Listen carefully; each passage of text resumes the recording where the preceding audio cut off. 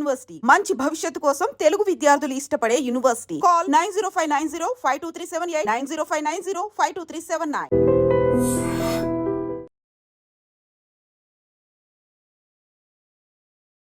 Hi hello నమస్తే, welcome back to iDream media. ఈరోజు మనతో ఉన్నారు మోటివేషనల్ స్పీకర్ అలాగే ఫ్యామిలీ కౌన్సిలర్ రజనీ రామ గారు. మ్యామ్తో మాట్లాడదాం ముఖ్యంగా on going Pak India situation గురించి. ఇందులో అయితే ఇక వార్ తప్పదు అని చెప్పేసి వస్తున్నాయి అప్డేట్స్. బట్ నిజంగా వార్ని మనం కోరుకున్నా కానీ దాని తర్వాత వచ్చే ఎఫెక్ట్స్ ఒకసారి అబ్జర్వ్ చేయండి. ఫైనాన్షియల్గా కంట్రీ ఏ విధంగా దెబ్బతింటుంది. ఇది పక్కన పెడితే అక్కడ వార్ పార్టిసిపేట్ చేయండి, వార్ చేయండి అని చెప్పేసి మనం ఎంతలా గింజుకున్నా సరే, ఒక ఆర్మీ ఫ్యామిలీ నుంచి ఎవరైనా ఈ ఎపిసోడ్ చూసినట్లయితే వాళ్ళకి అర్థమవుతుంది ఆ పెయిన్ ఏంటి అనేది. మీ హస్బెండ్ అయి ఉండొచ్చు, లేకపోతే మీ బ్రదర్ అయి ఉండొచ్చు, మీ సన్ అయి ఉండొచ్చు. అదే వార్లో మన ఇండియా నుంచి రిప్రజెంట్ చేస్తున్నప్పుడు తన ప్రాణానికి నష్టం కలిగే సిచ్యువేషను ఈ వార్. వాళ్ళ ఫ్యామిలీ సైడ్ నుంచి ఆలోచించండి. వార్ కంపల్సరీ అని అడుగుతారు వాళ్ళైతే. అదే పర్సన్ మీ ఫ్యామిలీలో ఉంటే మీరు వార్ కంపల్సరీ చేయాలని అంటారా? సో దీనికి సొల్యూషన్ ఏంటి అనేది ఈరోజు ఎపిసోడ్లో తెలుసుకుందాం. Hi ma'am. హాయ్. ప్రతి ఒక్కరూ కూడా డెఫినెట్లీ ఒక భావోద్వేగంతోనూ ఒక ఫీలింగ్తో వార్ చేసి మన పగ తీర్చుకోండి మొన్న పహల్గామ్లో జరిగిన అటాక్ అని చెప్పేసి ప్రతి ఒక్కరు కూడా చెప్తా ఉన్నారు. బట్ ఈజ్ రియల్లీ వార్ అనేది ఒక సొల్యూషన్ అంటారా? వార్ జరిగితే ఆఫ్టర్ ఎఫెక్ట్స్ ఏ విధంగా ఉంటాయి? దీని గురించి ఏమంటారు? ఫస్ట్ ఆర్మీ జవాన్లందరికీ నా సెల్యూట్ అండి. వాళ్ళు దేశం కోసం ప్రాణాలు విడవడానికి సిద్ధపడ్డారనే కదా ఇప్పుడు. అయితే ఆల్రెడీ సర్జికల్ స్ట్రైక్ అనేది ఏదో స్టార్ట్ అయిందని మనకి వినికిడి పొద్దుటి నుంచి కూడా, ఈరోజు మార్నింగ్ నుంచి. అది నాకు కూడా చాలా భయంగా బాధగా ఒక రకంగా అనిపిస్తుంది. మార్నింగ్ నుంచి ఎమోషనల్గా ఉన్నాను. అయితే వార్ అనేది ఇప్పుడు ఇది ఒక బెదిరింపు, ఒక హెచ్చరిక అనుకోవచ్చు. సర్జికల్ స్ట్రైక్ అనేది మోడీ గారు తీసుకున్న నిర్ణయం. ఇప్పుడు ప్రజెంట్ అయితే ఆయన వాళ్ళకి ఆ పనులు అప్పచెప్పేసి ఈయనైతే ఇప్పుడు ఆంధ్రప్రదేశ్ వచ్చి అమరావతి దగ్గర ఉన్నారు. అయితే వాళ్ళు ఏంటంటే వాళ్ళు కూడా ముందు బెదిరింపులు చేశారు. మేము బాంబు వేస్తాము, న్యూక్లియర్ వేస్తాము, అది వేస్తాం, ఇది వేస్తామని. వేసినప్పుడు ఆ బెదిరింపులకి మనం భయపడిపోతాము అని చెప్పి. అయితే మోడీ గారు ఏం చేశారు, మనకి మొన్న పహల్గామ్లో జరిగిన దీనికి ప్రతి ఒక్కరికి కూడా ప్రతీకారం అనేది వచ్చింది. రివెంజ్ తీర్చుకోవాల్సిందే, వాళ్ళని అది చేయాలి, ఇది చేయాలి, ఇది చేయాలి, అది చేయాలి. పాపం మనందరం ఇక్కడుండి అంటుంటాము, బోర్డర్స్లో ఉన్నవాళ్ళు కానీ, ఆ వార్లో పాల్గొనే ఆర్మీ జవాన్లు కానీ, జవాన్లు ఏంటి అన్ని క్యాడర్ వాళ్ళు ఉంటారు ఆ సమయంలో అక్కడ. ఒక కుక్ దగ్గర నుంచి, స్వీపర్ దగ్గర నుంచి పై స్థాయి ఆఫీసర్ల వరకు కూడా బోర్డర్లో ఇప్పుడు ఉండి తీరాల్సిందే. మీరు అన్నట్టు వాళ్ళ ఫ్యామిలీస్ అందరూ కూడా చాలా దిగులుగా భయంగా ఎదురు చూస్తూ ఉంటారు మరి వాళ్ళు తిరిగి వచ్చే వరకు. అయితే మనం కోరుకోవటమే కాదు, వాళ్ళకు కూడా ఎంత ఇబ్బంది అనేది అర్థం చేసుకోవాలి. మెయిన్ ఆ దేశ ప్రభుత్వము ఈ దేశ ప్రభుత్వము నిర్ణయాలు తీసుకునే ముందు ఇవన్నీ కూడా ఆలోచిస్తారు. అంత ఈజీగా యుద్ధం అనేది చెయ్యరు. చేసిన సందర్భాలు కూడా ఉన్నాయి కానీ అది ఎప్పుడు ఏ సిచ్యువేషన్లో చేయాలనేది వాళ్ళు నిర్ణయిస్తారు. ప్రస్తుతం అయితే అది సర్జికల్ స్ట్రైక్ అనేది నడుస్తుంది. వాళ్ళ బెదిరింపులు నడుస్తున్నాయి. మనమైతే నోరు విప్పకపోయినా మనం చేయాల్సినవి మనం చేస్తున్నాం. ఇప్పుడు ఏం చేశారు, సింధు వాటర్ ఇండస్ ఆ వాటర్ని మళ్ళీ స్టాప్ చేశారు కదా. అసలు అది సింధు నాగరికత, ఆ వాటర్ ఉన్న దగ్గర నుంచి మన నాగరికత మొదలైంది. అప్పుడు భూభాగాలన్నీ ఒకటే. ఇప్పుడు వచ్చేసి అది మాది ఇది మాది అని చెప్పి మొదలుపెట్టినప్పుడు ఇది ఒక ఎలా ఉందంటే, ఒక తల్లిదండ్రుల దగ్గర నుంచి ఆస్తుల కోసం గొడవలు పడే సంతానం లాగా తయారైపోయింది అనమాట ఇదంతా కూడా. ఇది చాలా దారుణమైన పరిస్థితి. అండ్ ముఖ్యంగా ఇప్పుడు వార్ అనేది అందరూ కూడా ఎక్స్పెక్ట్ చేస్తున్న విషయం.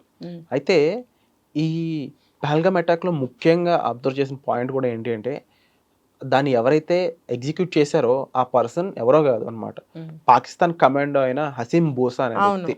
అంటే పాకిస్తాన్ సైడ్ నుంచి చూసినప్పుడు ఆ ఆర్మీలో కమాండోగా పనిచేసిన వ్యక్తి ఒక టెర్రరిస్ట్ ముఠాకి నాయకుడు అయ్యాడు అంటే పక్కాగా ఎవరు ఫెయిల్యూర్ అని చెప్పొచ్చు, లేదంటే అది పాకిస్తాన్ యొక్క ఎత్తుగడ అని చెప్పడానికి స్కోప్ ఉందంటారా? ఇదే కరెక్టు. ఎవరి అసమర్థత ఏమీ కాదు ఇక్కడ. ఎవరి వ్యూహాలు, ఎవరి పథకాలు, ఎవరి ప్లాన్లు వాళ్ళకు ఉంటాయి. వాళ్ళు ఎప్పుడు కాన్సన్ట్రేషన్ ఏంటి, మన కాశ్మీర్ లాగేసుకోవాలని ఎప్పుడు ఆ పథకాల్లోనే ఉంటూ ఉంటారు. ఇప్పుడు రంజాన్ వచ్చింది, ఆ టైంలో ఊరుకుంటారు. లేకపోతే ఇంకొకటి ఏదన్నా వస్తుంది ఒక మతానికి సంబంధించింది, అప్పుడు ఊరుకుంటారు. మిగతా టైంలో అన్నింటిలో కూడా వాళ్ళు పథకాలు రచిస్తూనే ఉంటారు, ట్రైనింగ్స్ తీసుకుంటూనే ఉంటారు, సమావేశాలు చేస్తూనే ఉంటారు. ఇప్పుడు మొన్న ఈ మధ్య డేట్స్ నాకు సరిగ్గా తెలీదు, మరి అక్కడికి వచ్చి హసన్ అనే అతను మీటింగ్స్ చేశాడని, దాని కొద్ది రోజుల తర్వాతే ఈ అటాక్ జరిగిందని, ఈ పెహల్గాంలో కూడా అది అన్ టైంలో దాన్ని ఓపెన్ చేశారని కూడా మనం ఒకటి వింటున్నాం. అది ఎందుకు ఓపెన్ చేశారు, ఎవరు పర్మిషన్తో ఓపెన్ చేశారు, కొన్ని పర్మిషన్స్ ఉంటాయి. ఆ పర్మిషన్స్ తీసుకోకుండా ఎవరు ఓపెన్ చేశారు ఆ ప్లేస్ని, ఓపెన్ చేసేటప్పటికి వెళ్తారు కదా, ఏం పర్వాలేదు మాకు పర్మిషన్స్ ఉన్నాయని చెప్పి అక్కడ స్టార్ట్ చేశారు. ఎక్కడైతే కాల్పులు జరిగినాయో అక్కడ స్టార్ట్ చేసినప్పుడు జనరల్గా వెళ్తారు.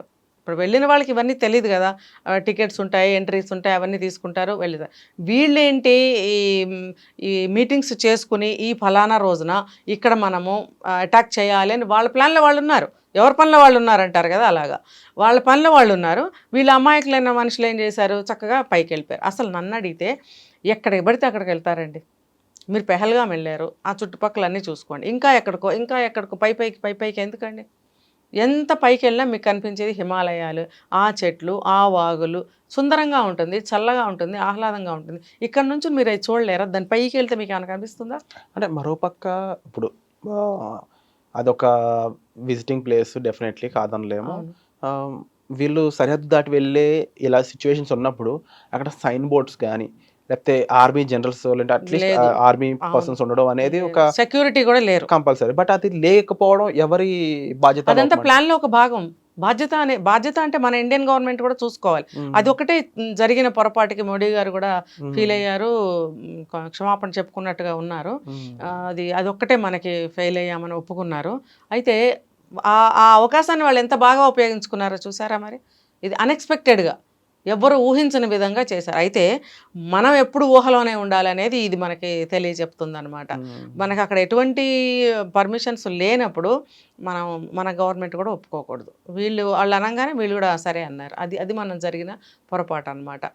నేను అదే చెప్తున్నా, ఎక్కడైనా సరే దేన్నైనా మనం దూరం నుంచి చూసి ఆస్వాదించాలి. ప్రతి దాని ఒక చెట్టు బాగుందని చెప్పి చెట్టు ఎక్కి చూస్తామా, దూరం నుంచి చూస్తామా? ఒక కొండ బాగుందంటే దూరం నుంచే కనిపిస్తుంది, ఆ కొండ మీదకి ఎక్కితే ఆ కొండ ఏం కనపడదు మనకి. ఆ అమూర్ఖత్వంలో నుంచి బయటపడాలి. జనం కూడా ప్రతి చోటకి వెళ్ళిపోతున్నారు. ఇప్పుడు ఇదంటారు, ఇదేదో యాత్ర, ఇంకోటి అమర్నాథ్ యాత్ర ఏదో స్టార్ట్ అయింది అంటున్నారు. ఒక పక్కన ఇది ఇంకా ఇదవనే లేదు, ఈ యాత్ర స్టార్ట్ అయిందని చెప్తున్నారు. మరి జనం వెళ్ళేవాళ్ళు వెళ్తూనే ఉంటారు, జరిగే ప్రమాదాలు జరుగుతూనే ఉన్నాయి. ప్రజలు కూడా ఆలోచించుకోవాలి. సో ఒక పక్కన ప్రజలు అప్రమత్తంగా ఉండాలి, ఇంకో పక్కన ప్రభుత్వం అప్రమత్తంగా ఉండాలి. అయితే ఇంక దీనికి ఒక ప్రాపర్ సొల్యూషన్ అయితే లేదంటారా? అంటే ఇది ఏ విధంగా సాల్వ్ చేయొచ్చు? ఇప్పుడు కంప్లీట్గా పాకిస్తాన్ సంబంధించిన ఐడెంటిటీ ఉన్న ఎవరు కూడా ఇండియాలో ఉండకూడదని చెప్పేసి ఒక యాక్షన్ తీసుకోవడం జరిగింది. అయితే అందులో కూడా ఎలాంటి సిచ్యువేషన్ ఉందంటే, వర్చువల్గా ఒక పాకిస్తాన్ లేడీ ఇండియన్ ఆర్మీ సోల్జర్తో చాటింగ్ నుంచి స్టార్ట్ అయ్యి అతను పెళ్లి చేసుకునే వరకు వచ్చిందనమాట. రీసెంట్గా ఆమెని పాకిస్తాన్ పంపేస్తూ వీట్ కోళ్ళు చెప్తూ ఒక వీడియో కూడా బయటకు పంపించాడు. అంటే ఇది కూడా ఒక రకం, అంటే పాకిస్తాన్ నుంచి చేసే ప్రతి పని కూడా ఒక ఎత్తుగడలాగే కనిపిస్తూ ఉంటుంది. ఖచ్చితంగా. సో మన వాళ్ళు ఇండివిజువల్గా సేఫ్ సైడ్ ఉండడానికి ఇండివిజువల్గా అప్రమత్తంగా ఉండడమే మాత్రమే సొల్యూషన్ చెప్పవచ్చా? ఇది మన భారతదేశంలో ఉన్నటువంటి గొప్ప విషయాలు అని చెప్పుకునే వీక్నెస్లు ఏంటంటే జాలి, దయ, సహాయము, క్షమాగుణము, మళ్ళీ కుటుంబం మధ్యలో ఉండదు. పరాయి మోజులు ఎక్కువ కదా మనకి. అందుకే కదా బ్రిటిష్ వాడు 400 సంవత్సరాలు పరిపాలించాడు. ఎందుకంటే పరాయి మోజు. పరాయి వాళ్ళని మనం ఎంతో ఆదరిస్తాం విశాల హృదయంతో, మన వాళ్ళని మనం ఆదరించలేం. ఇది కూడా అందులోకే వస్తుంది. ఇప్పుడు మన హైదరాబాద్లో కూడా ఉన్నారని చెప్తున్నారు. అవును, 200 మంది దాకా. ఆల్ ఓవర్ ఇండియాలో ఈ ఇష్యూ జరిగాక నెక్స్ట్ జాగ్రత్తగా ఉండండి అని ఒక హెచ్చరిక పంపిన సిటీ ఓన్లీ హైదరాబాద్. అవును, అమిత్ షా గారు మన రేవంత్ రెడ్డి గారికి చెప్పారు. ఇప్పుడు ఏరే కార్యక్రమంలో ఉన్నారు ఖచ్చితంగా తీసేయాలి. ఇప్పుడు మనం ఒక అమెరికా వెళ్ళాము అని అంటే ఎన్ని కండిషన్స్ అండి. వెళ్తే కూడా నువ్వు ఇన్ని రోజులు ఉండి మళ్ళీ వెళ్ళిపోవాలి. అక్కడికి వెళ్ళినప్పుడు తలుపులేసుకు ఇంట్లో కూర్చోవాలి తప్ప నువ్వేం చేయకూడదు. ఏమైనా చేసావంటే నీకు ఈ శిక్ష, నీకు ఆ శిక్ష. మరి మనం ఎందుకండి, మనకు లేవు అంత కండిషన్స్, అన్ని చట్టాలు మనం ఎందుకు తయారు చేసుకోలేదు? బయట వాడిని ఎందుకు రప్పిస్తున్నాము? ఇటు బంగ్లాదేశ్ వాళ్ళు, ఇటు పాకిస్తాన్ వాళ్ళు వచ్చేసి అంతమంది డంప్ అయిపోతుంటే మన భారతదేశం భూమి ఎందుకు సరిపోవట్లేదు? ఇప్పుడు మన పంజాబ్ వాళ్ళు వచ్చారు, గుజరాత్ వాళ్ళు వచ్చారు, కేరళ వాళ్ళు వచ్చారు, వీళ్ళందరూ మన భారతదేశంలో ఉన్న గడ్డ మీద నుంచి ఆ గడ్డ మీద ఆ ప్లేస్ నుంచి ఇటు వచ్చారు, అంతవరకే. ఆ స్థలం నుంచి ఈ స్థలంలోకి వచ్చేంత మాత్రం మన ఇండియాలో స్థలం చాలకుండా ఏమి ఉండదు, మన వాళ్ళే, కాకపోతే అక్కడి నుంచి ఇక్కడికి వచ్చారు. బయట కంట్రీలో నుంచి వాళ్ళు వచ్చినప్పుడే కదా మన దేశం సరిపోకుండా అవుతుంది.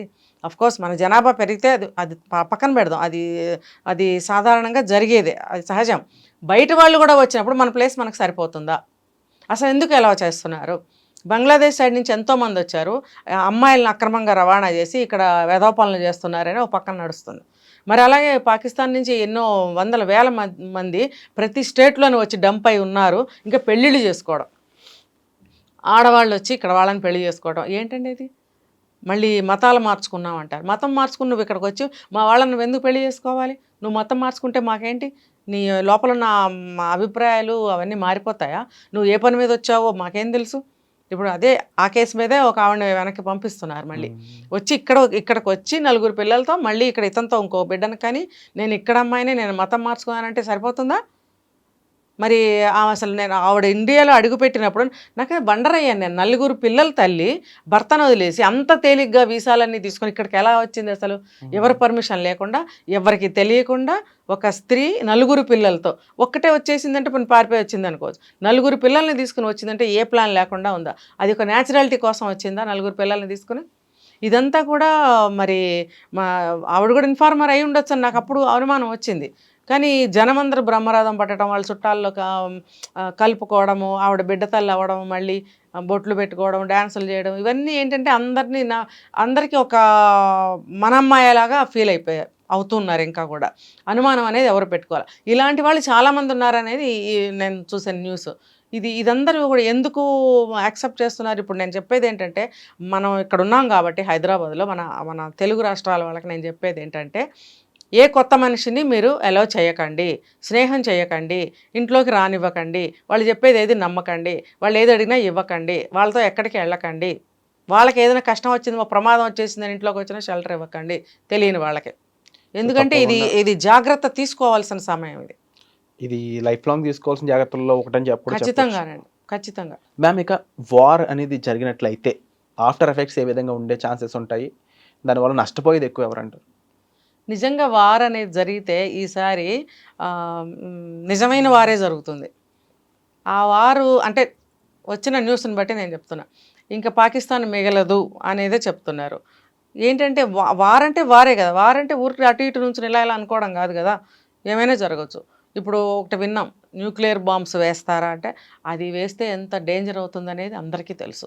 ఒకప్పుడు అమెరికా వేసింది, హిరోషిమా నాగసాకి మీద వేస్తే ఎన్ని సంవత్సరాలు పట్టిందో రికవర్ అవ్వడానికి, సర్వనాశనం. ఆ భూమి కూడా కల్టివేషన్కి పనికి రాకుండా పోయింది. అది దాంట్లో ఉన్నటువంటి పదార్థాలు అటువంటివి, ఆ బాంబులో ఉన్నవి. ఇప్పుడు పాకిస్తాన్ వాళ్ళు కూడా బెదిరింపులు మాత్రం, అలాంటి బాంబులు ఏమి వేయరు, వేస్తే వాళ్ళే నష్టపోతారు. ఇంకా బోర్డర్లో ఉన్న వాళ్ళు ఎట్లయినా కొంచెం నష్టపోతారు. అయితే ఏంటంటే మనలో బాగా ఐకమత్యం అనేది ఉండాలి, ప్రతి ఒక్కళ్ళలో దేశభక్తి అనేది పెళ్ళుబికాలి. తర్వాత వాళ్ళు ఎవరు వచ్చినా సరే మనం దూరం పెడుతూ ఉండాలి, వాళ్ళని కలుపుకోవడం, మాట్లాడటం చేయకూడదని నేను ఇందాక చెప్పాను. అంటే కొన్ని ఇంటర్నల్ నష్టాలు ఇవన్నీ కూడా మనకి. ఇంకా దేశపరంగా చూసుకుంటే మనకి ఓవరాల్గా నష్టం ఏమి మనకు జరగదు. ఏ నష్టం జరిగినా వాళ్ళకే జరుగుతుంది. ఎందుకంటే ఇండస్ వాటర్ అనేది స్టాప్ చేశారు ఆల్రెడీ. నెక్స్ట్ ఇప్పుడు ప్లానింగ్లో ఉంది, డ్యామ్స్ కన్స్ట్రక్షన్స్ కమింగ్ 3-4 ఇయర్స్లో కంప్లీట్ అవ్వాలని టార్గెట్ పెట్టారు మోడీ గారు. తర్వాత ఏంటంటే వాళ్ళు ఎప్పుడు ఏ తోక ఊపినా ఇప్పుడు నష్టం వాళ్ళకే వాటిల్లుతుంది. ఇప్పుడు ఆల్రెడీ వాటర్ స్టాప్ చేయటం వల్ల వాళ్ళు నష్టపోతూనే ఉన్నారు, స్టార్ట్ అయింది నష్టం అనేది. కల్టివేషన్ ఉండదు, తర్వాత మన వైపు నుంచి వాళ్ళకి ఎటువంటి సౌకర్యం జరగదు. ఇప్పుడు దీన్ని ఏమంటారు, మనకి ఇండియా నుంచి వాళ్ళకి ఎన్నో ఫెసిలిటీస్ చేస్తున్నారు కదా మన ఇండియన్ గవర్నమెంట్, అవన్నీ కూడా స్టాప్ అయిపోతాయి. అన్నీ సబ్సిడీ ఇవన్నీ కూడా స్టాప్ అవుతాయి. వాళ్ళు ఏ రకంగా బ్రతకగలుగుతారు? వాళ్ళ భూభాగం ఎంత, మన భూభాగం ఎంత, వాళ్ళకున్న సోర్సెస్ ఎంత, వాళ్ళకున్న ఆర్మీ ఎంత, వాళ్ళకున్నటువంటి ఫెసిలిటీస్ ఎంత, మనకెంత, ఇవన్నీ చూసుకుంటే అన్ని విధాల వాళ్ళే తక్కువ. అలాంటప్పుడు సపోర్ట్ తీసుకుంటే కూడా మనకి ప్రపంచ దేశాలు మనకే సపోర్ట్ ఉన్నాయి. ఆల్రెడీ ఇజ్రాయెల్ నుంచి అవి మనకి కొన్ని ఫ్లైట్స్ వచ్చి ఆగాయని, దాంట్లో నుంచి అమ్యునిషన్ వచ్చిందని, అవన్నీ రిజర్వ్ చేసుకుంటున్నారని మనకు టాక్ వింటున్నాం. వరల్డ్ కంట్రీస్ అన్ని ఇండియాకి సపోర్ట్గా ఉన్నదని అన్నీ ఒక్క చైనా ఒకటే పాకిస్తాన్కి సపోర్ట్ కదా, ఆ ఒక్క సపోర్ట్తో వాళ్ళు ఏం చేయగలుగుతారు? ఏం చేసినా సరే దుష్ట పథకం అయితే వేయగలుగుతారు కానీ ఇంప్లిమెంటేషన్ ఏ రకంగా చేయగలుగుతారు, సక్సెస్ ఏ రకంగా చూసుకుని నష్టం వాళ్ళకే వాటిల్తుంది. అయితే ఈ దెబ్బతోటి మన ఇండియన్స్ అందరూ కూడా బుద్ధి తెచ్చుకోవాలి. మనం ఇన్ని ఏళ్ళు కొన్ని వందల వేల సంవత్సరాల పాటు ఐకమత్యం లేకుండా తన్నుకు చస్తున్నాం. ఇప్పుడైనా సరే ఏ మోడీ గారు వచ్చో ఇంకొకళ్ళు వచ్చోనే చేయాలా? ప్రతి ఇంటి నుంచి మీరు ఏమీ ఐకమత్యానికి పాటుపడరా, దేశం కోసం పాటుపడరా? ఒక్క మనిషి వచ్చి చేయాలని ఇన్ని కోట్ల మంది ఎదురు చూడటం అనేది ఎంతవరకు కరెక్టు? ఒక ఇంటి నుంచి స్టార్ట్ అవ్వాలండి ఏదైనా సరే. ఒక ఐకమత్యంతోనే ఏదైనా సాధించగలుగుతాం. ఒక ఒక గొప్ప స్నేహభావంతో, ఒక ఐకమత్యంతో మాత్రమే అందరినీ కలుపుకోగలుగుతాం. ఇప్పుడు మోడీ గారు అలా ఉండబట్టే కదా ప్రపంచ దేశాలన్నీ మనకు సపోర్ట్ ఇస్తున్నాయి, స్నేహభావంగా ఉండబట్టే కదా. తర్వాత మన ఇండియా లోపల ఐకమత్యం అనేది బాగా వృద్ధి చెందాలి. పక్కన వాళ్ళతో కొట్టుకు చేస్తున్నాము. తల్లుల్ని చంపుకుంటున్నాం, తండ్రులను చంపుకుంటున్నాం, పిల్లల్ని చంపుకుంటున్నాం. దేశం ఎటుపోతే మనకెందుకు? పోనీ మనమైనా బాగుంటున్నామా? మళ్ళీ మనమే చంపేసుకుంటున్నాం. ఇది ఎంత చూసే కదా వేరే వాడు కాలు పెడతాడు. ఇది అర్థమవుతుందా ప్రతి సిటిజన్కి? ఐఎమ్ ఇండియన్ అని చెప్పుకునే ప్రతి సిటిజన్ ఆలోచించాల్సిన విషయం ఇది. చెప్పమంటే హిందీలో కూడా చెప్తాయి మొత్తం. వేరే స్టేట్స్కి కూడా మనం చేయాలి, రీచ్ అవ్వాలి అని అనుకుంటే. బట్ డెఫినెట్లీ మీరు చెప్పినట్లు ప్రతి ఇండివిజువల్ నుంచి స్టార్ట్ అవ్వాలి రెవల్యూషన్ అనేది. అండ్ అది ముఖ్యంగా మన కంట్రీ, మన దేశం అంటే గురజాడ గారు చెప్పినట్టు దేశం అంటే మట్టి కాదు మనుషులు అని చెప్పేసి. సో మనకి ఆ అవేర్నెస్తో పాటు ఆ దేశభక్తి నింపుకోవాల్సిన టైం ఇది. దాన్ని జీవితాంతం మోయాల్సిన రెస్పాన్సిబిలిటీ మనది. అది ప్రతి ఒక్కరు అర్థం చేసుకోవాలనేది ఈ మెయిన్ మోటోనే ఈ ఎపిసోడ్ అండి. దీనిపై మీ అభిప్రాయాన్ని కామెంట్ సెక్షన్లో క్లియర్గా మెన్షన్ చేయండి. Thank you so much. నిజంగా ప్రస్తుతం ఉన్నటువంటి సమాజం దేనికి ప్రయారిటీ ఇస్తుంది? ఆర్థిక సంబంధాల చుట్టూ మాత్రమే తిరుగుతుంది. మళ్ళీ ఎన్నికలంగానే చాలా విరక్తి కలుగుతాను. మంచి అనిపిస్తుంది కదా, లేడీస్ కూడా ఛాలెంజింగ్ జాబ్స్ చేసినప్పుడు చాలా బాగుంటది. ట్రాఫిక్ అసిస్టెంట్స్ గా నియమించిన ట్రాన్స్జెండర్స్ అందరితో సాల్యూట్ చేయించుకుంటున్నారు. ఫుడ్ డెలివరీ ఇవ్వటానికి వెళ్ళినటువంటి డెలివరీ బాయ్ అనిల్ పై కళ్ళ ముందు